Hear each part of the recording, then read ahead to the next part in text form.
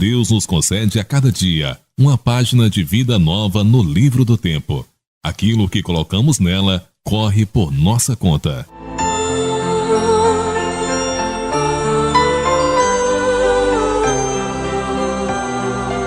Neste horário, passamos a apresentar A Caminho da Luz, programa redigido e apresentado pela AMGV, Aliança Municipal Espírita de Governador Valadares.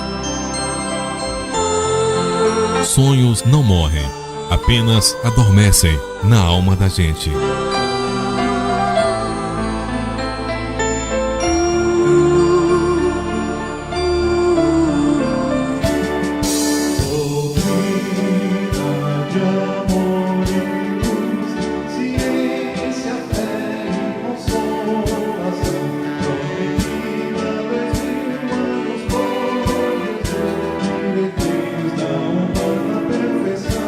Aos outros dou o direito de ser como são. A mim dou o dever de ser cada dia melhor. Nossa saudação inicial a todos vocês, amigos e ouvintes desta rádio.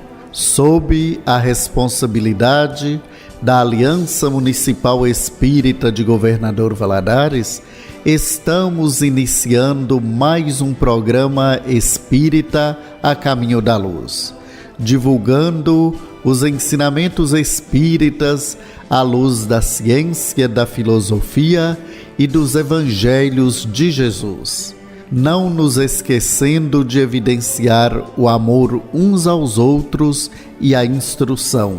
Portanto, sejam todos bem-vindos a partir de agora. Eu sou Geraldo Rocha e estão comigo neste programa Marta Aguilar, Cornélio Chambela, Antônio Martins e Ivone Nola. Na doutrina espírita, é costume iniciarmos e encerrarmos qualquer atividade sempre com uma prece. Façamos então a nossa prece inicial. Meus filhos, chegou às portas dos vossos corações o convite para que vós mesmos conquisteis a vossa própria felicidade, para que o paraíso que procurais tanto seja nascido do próprio esforço de cada um. Não importa o estado evolutivo em que estejais, e sim a luta interior que deveis travar com ânimo e disposição para que o amor habite dentro de vós. É pela solidariedade e trabalho a favor do próximo que o Senhor confia em vós. Abri os braços para os que sofrem mais do que vós. Ensinai a eles a caminharem nos trilhos da vida, cheios de esperança de que agora vos achais revestidos, e reparti com eles esse alimento que agora comeis. Visitai os encarcerados e animai-os em suas provações. Visitai os enfermos e animai-os em seus sofrimentos. Visitai os leprosos, pois que são filhos do Calvário. Praticai a verdadeira caridade ensinada por Jesus, para que a bênção divina se estenda em vossos caminhos. Assim seja. A Caminho da Luz. Todos recolhemos do Pai Celeste os estímulos ao futuro, e todos padecemos os reflexos do passado a se nos projetarem sobre as existências. Nossos temas hoje são sala de aula, penas temporais. É bom saber. Apresentamos hoje em 2 momentos o tema Ciência Descobrindo o Espírito. Variedades espíritas, pais presentes, conduta espírita perante a instrução. Fiquem conosco. A Caminho da Luz, o seu programa espírita no rádio. Sala de aula, estudando a doutrina espírita. Queridos ouvintes do programa A Caminho da Luz, no programa de hoje damos sequência ao estudo do capítulo 2 da 4ª parte de O Livro dos Espíritos sobre as penas e gozos futuros, com a continuação do tema apenas temporais. Há pessoas cuja vida se escoa em perfeita calma, que nada precisando fazer por si mesmas, se conservam isentas de cuidados. Provará essa existência ditosa que elas nada têm que expiar de existência anterior? Conheces muitas dessas pessoas? Enganas-te se pensas que as há em grande número. Não raro, a calma é apenas aparente. Talvez elas tenham escolhido tal existência, mas quando a deixam, percebem que não lhes serviu para progredirem. Então, como o preguiçoso, lamentam o tempo perdido. Sabei que o espírito não pode adquirir conhecimentos e elevar-se, senão exercendo a sua atividade. Se adormece na indolência, não se adianta. Assemelha-se a um que, segundo os vossos usos, precisa trabalhar e que vai passear ou deitar-se com a intenção de nada fazer. Sabei também que cada um terá que dar contas da inutilidade voluntária da sua existência, inutilidade sempre fatal à felicidade futura. Para cada um, o total dessa felicidade futura corresponde à soma do bem que tenha feito, estando o da infelicidade na proporção do mal que haja praticado e daqueles a quem haja desgraçado. Na obra Filosofia Espírita, o Espírito Miramês esclarece: compreendemos que nada há inútil na criação de Deus. Tudo tem uma razão de ser nos caminhos que percorremos. Se passamos por existências nas quais nada sofremos, como se diz na terra, na paz de Deus, isto pode ser um descanso da alma, para depois, em outras etapas, suportar o peso de tribulações sem conta. A vida tem regras para todas as criaturas, porque Deus iria delinear roteiros para uns e para outros não. Onde estaria a justiça do Criador? Os preguiçosos estão em um processo em que, no amanhã, encontrarão as lutas com mais intensidade. Se a doutrina espírita nos manda encarar tudo frente a frente com a razão, essa razão nos pede para observarmos a própria natureza. Cada alma, cada ser vivente se encontra em uma escala de progresso. A natureza não violenta a vida, porque Deus não é violento. O preguiçoso aparentemente é calmo, no entanto, dentro deles estão fermentando forças para eclodir energias para o futuro em direção à libertação espiritual. Não podemos julgar a ninguém, nem homens, nem espíritos fora da carne. Há muita coisa encoberta na natureza humana e espiritual. Não sabemos o que sucederá no amanhã, cuja destinação está entregue a Deus. Vós não sabeis o que sucederá amanhã, que é a vossa vida. Sois apenas como neblina que aparece por instante e logo se dissipa. Carta de Tiago, capítulo 4, versículo 14. Já pensastes na tua vida, nas tuas ideias, naquilo que afirmas ser a verdade? Cada criatura cria seu mundo próprio e nele vive. Depois, com o progresso, a neblina das concepções mudará e, nesse tempo, somente a verdade ficará de pé no dizer evangélico.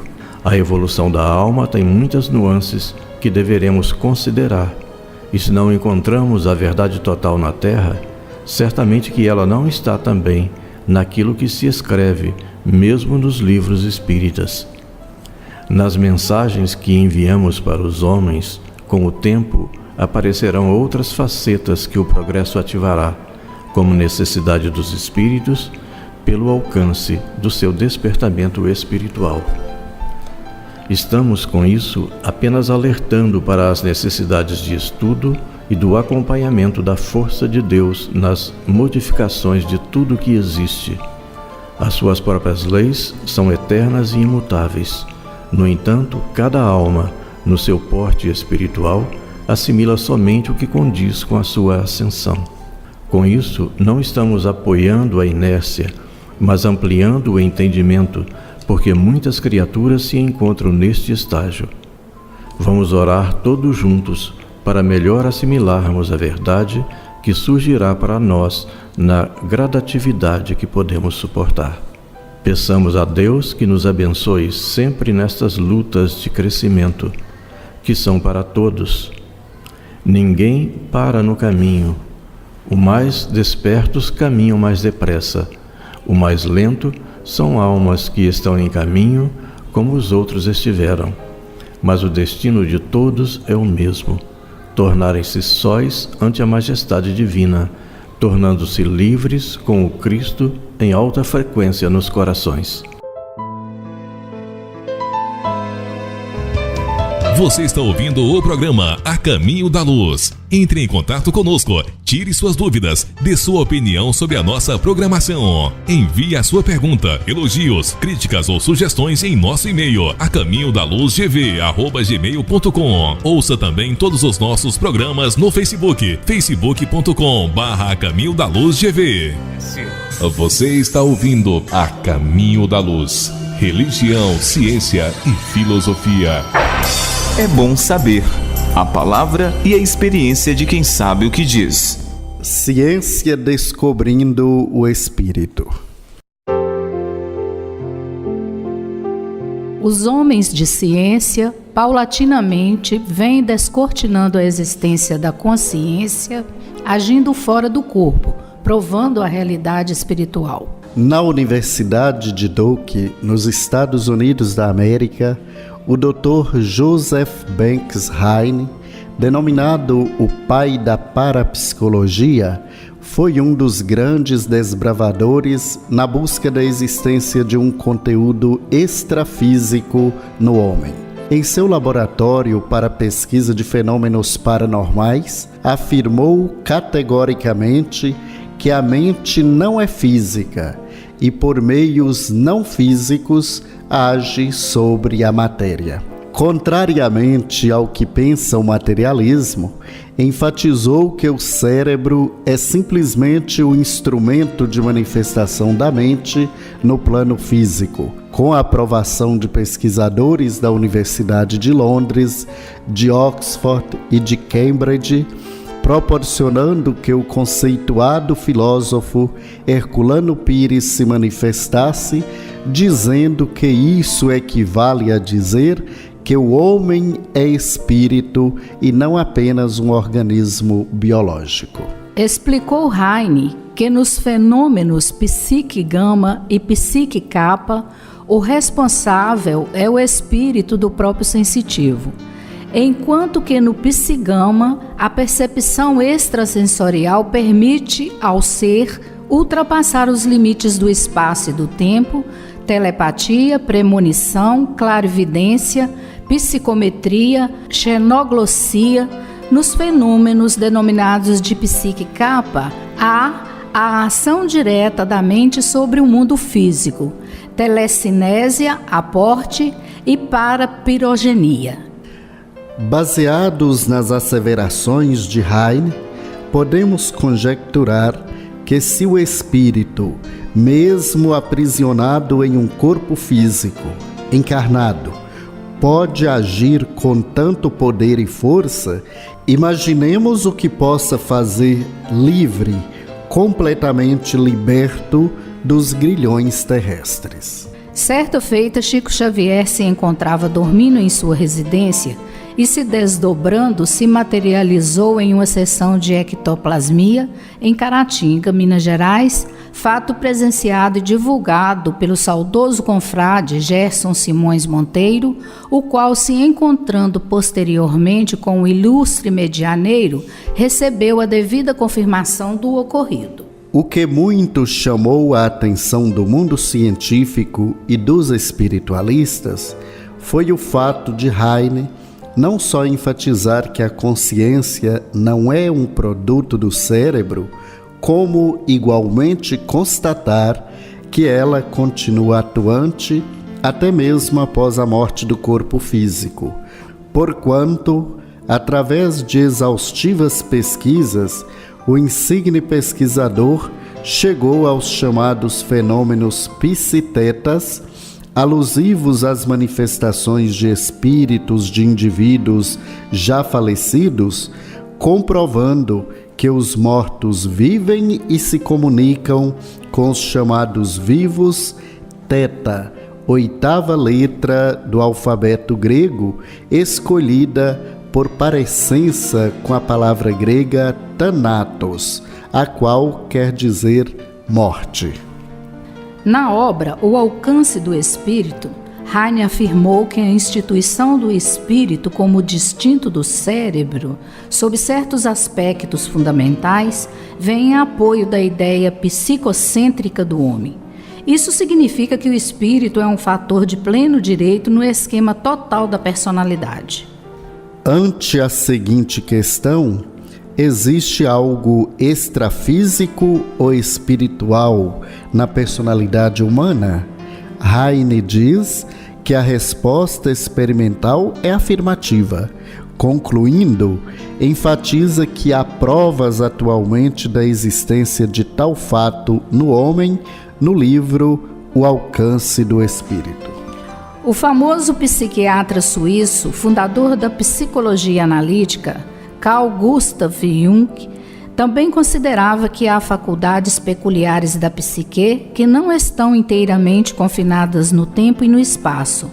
Você pode ter sonhos e visões do futuro, pode enxergar além das esquinas e essas coisas. Continuando, afirmou: a psique não está sob essa obrigação de viver somente no tempo e no espaço, e obviamente não está. Então, até esse ponto, a psique não está subjugada a essas regras. E isso significa praticamente continuação da vida, uma espécie de existência física além do tempo e do espaço. Outro cientista que cientificou a presença do espírito imortal foi o insigne William Crookes, descobridor do tálio e Prêmio Nobel de Química em 1907. Uma das maiores autoridades científicas da Inglaterra em sua época. Analisou as mesas girantes e o fenômeno da materialização com o espírito Kate King, chegando à certeza da imortalidade do espírito. Muitos homens de ciência como Alexandre Aksakov, César Lombroso, Charles Richer, igualmente atestaram a presença do ser espiritual através da faculdade mediúnica de efeitos físicos de Eusápia Paladino, conhecida sensitiva italiana. No Brasil, a presença dos seres espirituais foi marcante através de médiuns como Francisco Cândido Xavier, Francisco Lins Peixotinho, Ana Prado, Mirabelle e muitos outros. Em relação a Chico Xavier, é importante destacar que nas comunicações os mortos relatavam os nomes dos parentes e amigos que lhes acompanhavam. Descreviam fatos e locais totalmente ignorados pelo médium. Abordavam detalhes íntimos, escreviam em idiomas desconhecidos do sensitivo, estampavam assinaturas idênticas às inseridas na carteira de identidade e muitas comunicações escritas de trás para frente. Já dizia Santo Agostinho, negar a verdade é um adultério do coração. Essa de Queiroz, escritor luso, há corpos de agora com almas de outrora. Corpo é vestido, alma é pessoa. Victor Marie Hugo disse: a fé numa outra existência brota da faculdade de amar. Não o esqueçamos, nesta vida inquieta e garantida pelo amor, é o coração quem crê.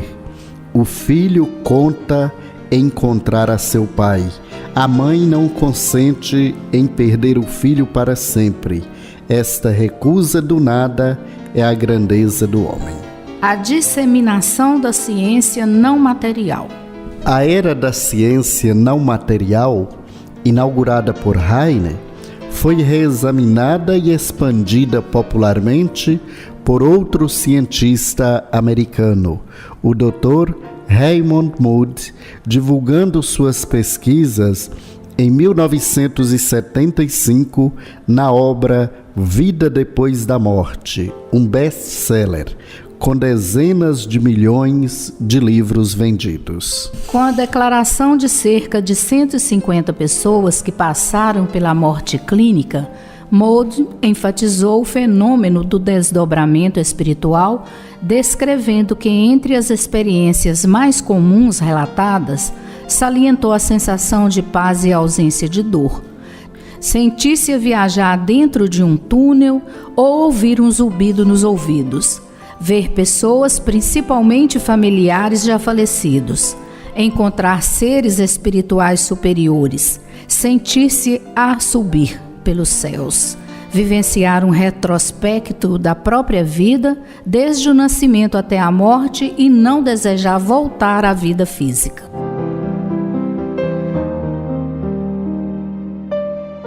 Você está ouvindo A Caminho da Luz. Religião, ciência e filosofia.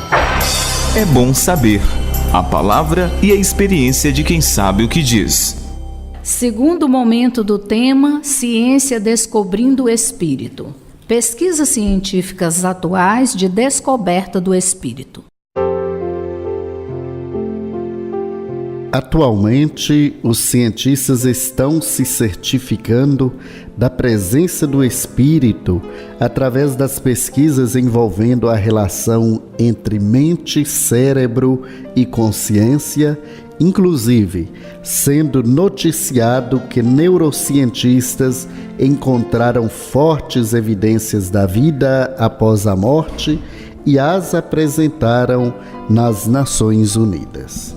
O Dr. Gary Schwartz, professor emérito de Psiquiatria e Ciência Neurocomportamental da Universidade da Virgínia, atualmente é o mais atuante pesquisador dos estudos de quase morte, onde são relacionados e documentados casos de pessoas clinicamente mortas sem atividade cerebral, que tinham consciência do que se passava com elas durante a urgência médica.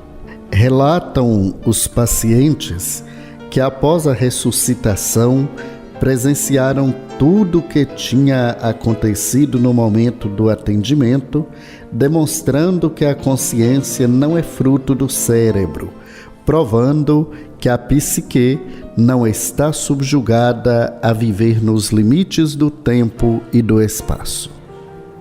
Pelo motivo de a consciência se apresentar insofismavelmente atuante por si mesma, sem se mostrar como resultante do funcionamento cerebral, portanto uma ação não física, faz com que os cientistas, acostumados com pesquisas materiais, acreditem que não devam perder seu tempo estudando tais fatos.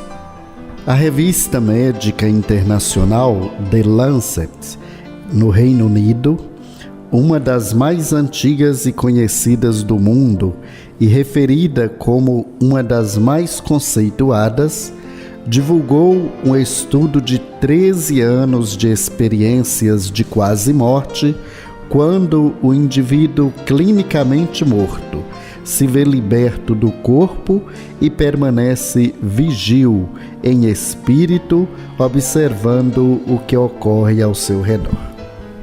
A pesquisa revela que fatores médicos não podem explicar essa ocorrência e que os pacientes, em sua totalidade, se encontravam inconscientes devido a uma parada cardíaca, com consequente falta de fornecimento de sangue no cérebro. Nessa ocorrência, a atividade elétrica do eletroencefalograma torna-se plana pela cessação súbita da circulação.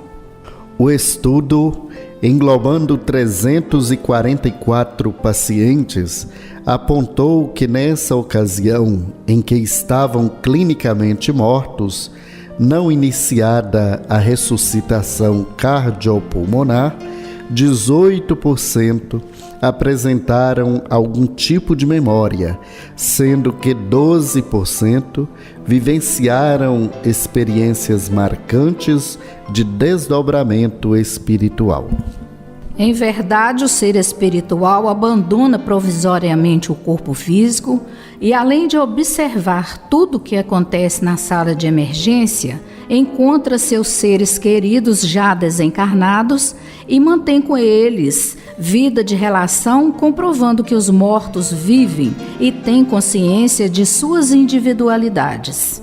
Em 2001, a revista The Lancet publicou um artigo do Dr. Pim van Lommel, holandês, no qual é narrado o fato extraordinário de um paciente em coma, totalmente inconsciente, ter visto no ato da intubação orotraqueal a enfermeira retirar sua dentadura e guardá-la em uma das gavetas da mesa da emergência. Em 1998, o medalhista olímpico brasileiro Las Grael, após acidente de atropelamento por uma lancha em Vitória do Espírito Santo, em quadro de parada cardíaca, vivenciou uma inesquecível experiência de desdobramento, relatando que se viu levantando do seu corpo, sentindo-se mais leve e vivenciando muita paz. Outro importante estudo com avanços promissores vem da Universidade de Southampton, publicado na revista Resuscitation, relatando que os pesquisadores encontraram evidências de que a consciência se mantém acordada em torno de alguns minutos após a morte clínica. Essa pesquisa é marcante, pois o mundo científico odierno já está atestando ser possível a consciência agir livremente sem dependência do cérebro, o qual é apenas o veículo físico de expressão da consciência, mas não o originador da mesma. Calcula-se que mais de 10 milhões de americanos já tenham vivenciado a experiência de quase morte. Em 1982, uma pesquisa do Instituto Gallup nos Estados Unidos da América relatou uma estatística já revelando a menção de cerca de 8 milhões de americanos. Em 1978, foi fundada a Associação Internacional de Estudos do Quase-Morte nos Estados Unidos da América, constituída de muitos membros, onde se faz um arrolamento de todos os casos, utilizando uma escala criada pelo psiquiatra e parapsicólogo Bruce Greyson para determinar as experiências de quase-morte legítimas. Espiritismo sempre testemunhou a realidade espiritual. A doutrina espírita, de mãos dadas com a ciência, vem testificar que o desdobramento corresponde ao estado de emancipação completa da alma. O espírito encarnado, revestido dos seus envoltórios, projeta-se para o exterior do corpo somático, do qual se separa, formando uma cópia ou duplo. Trata-se de fenômeno ímpar. A consciência age fora do espaço físico, como se fosse uma desencarnação parcial e provisória da alma. Esta, emancipando-se, passa a gozar de todas as faculdades próprias do desencarnado. Portanto, o desdobramento do espírito trata-se de tema estudado no Espiritismo, que vê com bons olhos a ciência cada vez mais penetrando na essência do fenômeno. Assim, como acontece com os pesquisadores de antanho, mais evidências científicas aparecem já apontando a realidade espiritual. O desdobramento ou projeção da consciência contribui sobremaneira para que o homem se conscientize da realidade do plano espiritual e se veja como um ser imortal, filho de Deus, que é amor. Um cidadão do universo em busca da perfeição, iluminado pelas estrelas incomensuráveis do Pai. A Caminho da Luz. a doutrina santa no seu rádio. Variedades espíritas, atualidades, novidades e curiosidades. Pais presentes.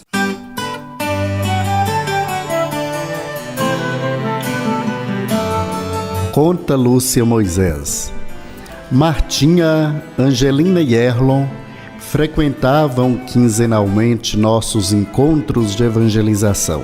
A mãe já havia nos explicado que adotara a guarda compartilhada dos filhos com o ex-marido.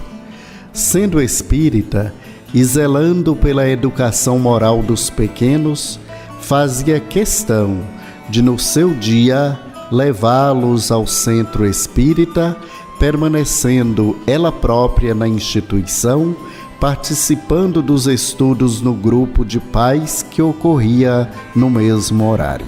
E aquela mãe fazia diferença quando ia. Suas falas e argumentações enriqueciam as trocas interpessoais. Também os filhos eram muito participativos. Nos sábados em que estavam presentes, faziam a alegria dos colegas e educadores. Certo dia perguntei-lhe se não haveria possibilidade de solicitar ao pai que trouxesse os meninos no seu dia. A resposta em tom de lamento não deu margem a dúvidas. Ele já se negara várias vezes a fazê-lo, e não era por falta de insistência.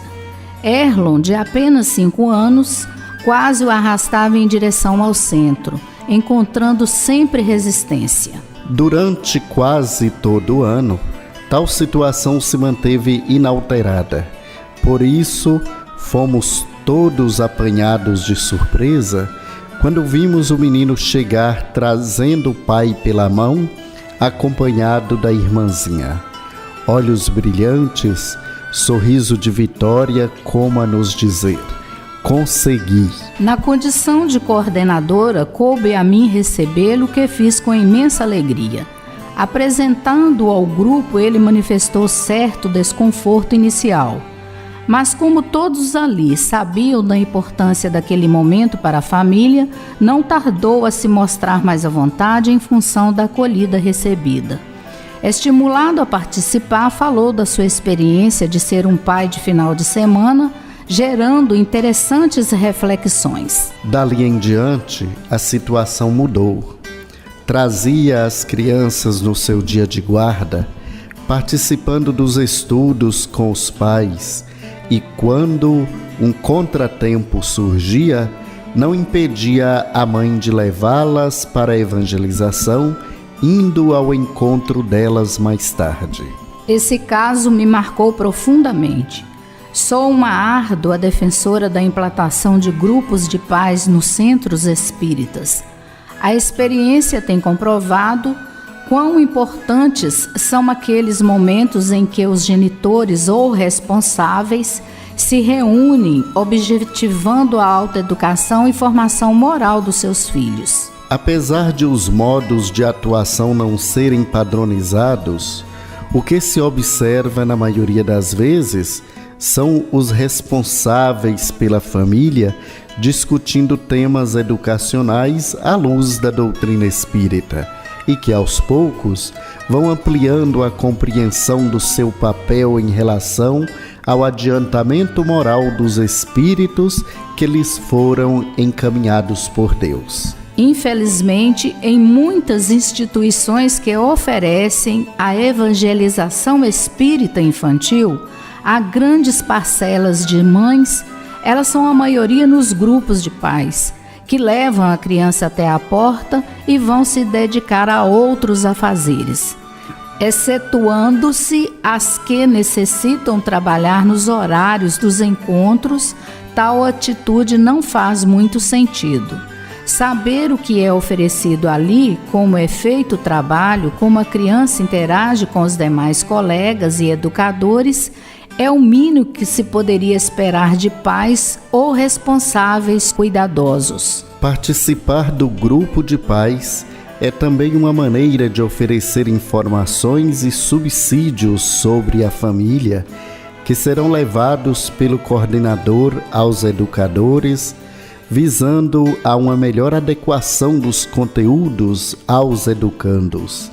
É favorecer uma melhor percepção dos traços de personalidade e das necessidades de burilamento de cada um daqueles espíritos ali matriculados momentaneamente no seu estágio infantil. O motivo alegado por muitos daqueles que voltam da porta é o fato da família professar outra religião. São atraídos para o centro espíritas por questões materiais, como, por exemplo, o recebimento de bolsas alimento. O que talvez não percebem é que, assim agindo, estão prejudicando a criança, que é apresentada simultaneamente a duas orientações religiosas, muitas vezes díspares nas suas fundamentações. Podemos imaginar a gama de conflitos cognitivos que surgem em função dessa dualidade. Creio ser do coordenador esclarecer em que consiste a tarefa da evangelização espírita, chamando a atenção para os malefícios dessa prática tão equivocada de levar os filhos ora aqui, ora ali.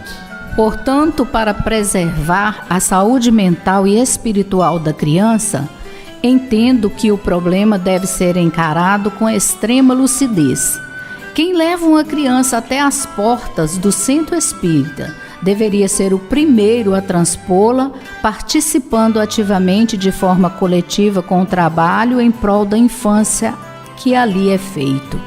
Quem assim procede, aceitando este convite de compartilhar com os filhos esses momentos de enriquecimento pessoal, percebe quantos benefícios resultam desses encontros. São frutos abençoados, cuja colheita se espalhará pela vida afora.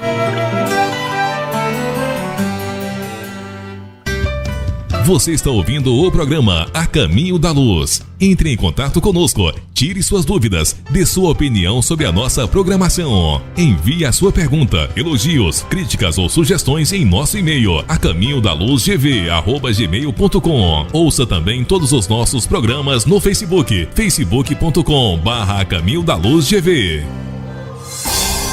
Conduta espírita, ética, moral e comportamento. Caros companheiros, dando prosseguimento ao estudo da obra Conduta Espírita pelo Espírito André Luiz, com a mediunidade de Valdo Vieira, estudaremos hoje perante a instrução. Em todas as circunstâncias, lembrar-se de que o Espiritismo expressa, antes de tudo, obra de educação, integrando a alma humana nos padrões do Divino Mestre. Cultura atendida, progresso mais fácil. Solidarizar-se com os empreendimentos que visem a alfabetização de crianças, jovens e adultos. O alfabeto é o primeiro degrau de ascensão à cultura. Pugnar pela laicidade absoluta do ensino mantido oficialmente, esclarecendo os estudantes, sejam crianças ou jovens, sempre que necessário, a conveniência de se absterem cordialmente, quando possível, das aulas e solenidades de ensino religioso nos institutos de instrução que veiculem noções religiosas contrárias à doutrina do Espiritismo. O lar e o templo são as escolas da fé. Aperfeiçoar aos métodos de ministração do ensino doutrinário a mente infantil, buscando, nesse particular, os recursos didáticos suscetíveis de reafirmarem a seriedade e o critério seguro de aproveitamento na elaboração de programas. Na Academia do Evangelho, todos somos alunos. Renovar as matérias tratadas nos programas de evangelização, segundo orientações atualizadas. O Espiritismo progride sempre. Dedicar atenção constante à melhoria dos processos pedagógicos, no sentido de oferecer aos pequeninos viajores recém-chegados da espiritualidade a rememoração necessária daquilo que aprenderem e dos compromissos que assumiram antes de processo reencarnatório. Quem aprende pode ensinar e quem ensina aperfeiçoa o aprendizado. Dispor o problema da educação com Jesus, acima dos interesses de sociedades e núcleos, unificando sempre que possível os trabalhos esparsos, imprimindo maior relevo às obras de evangelização, no preparo essencial do futuro. A educação da alma é a alma da educação. A todos, muita paz.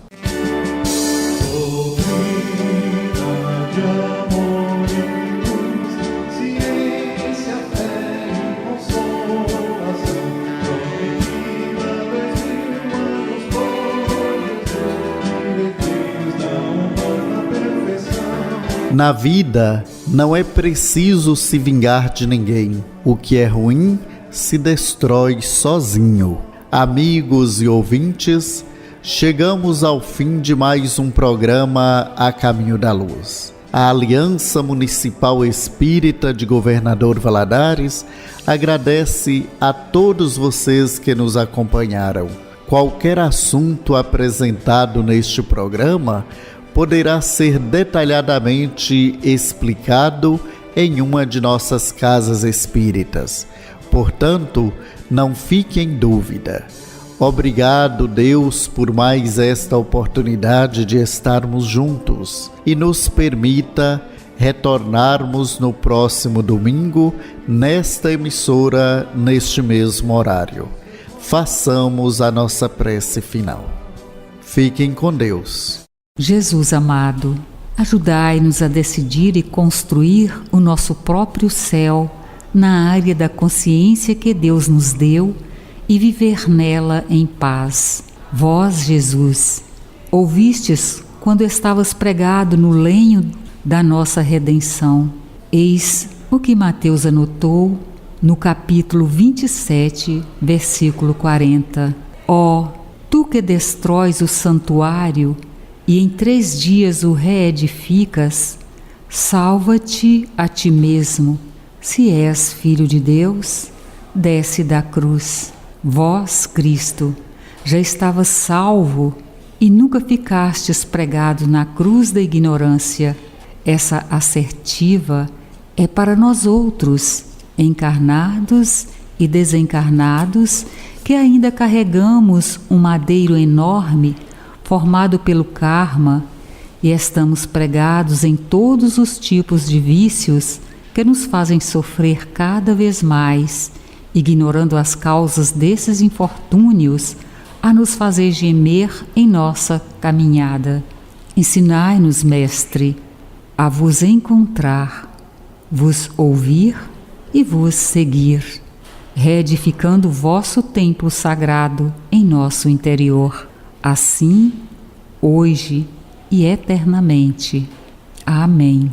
Você nem sempre terá o que deseja, mas enquanto estiver ajudando os outros, encontrará os recursos de que precisa.